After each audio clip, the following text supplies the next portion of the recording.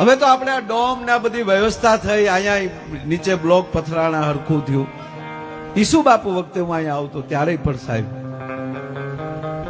અહીંયા જોયું છે કે 4-4 8-8 આંગળ પાણી ભર્યું હોય અને ઠાકોર ઉપર ભરોસો કેવો બાપ.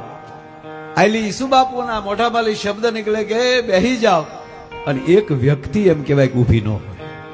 પાણી તો પાણીમાં બેહી જાય અને કહેવાય કે સાહેબ હું તમારી ભેગો છું, મેં માલ ચાર્યા છે.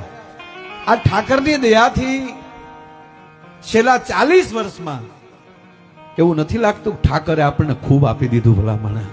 હે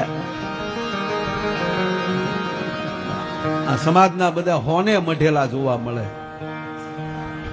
આપણા ખાલી આ હાથના કડા હરેલિયા હું કાયમ કહું ને આજે કહું, ઈ ભેગા કરીએ ને તો પાકિસ્તાન આખું ખરીદાઈ જાય છે, ધોબો ઉપડી જાય છે. હે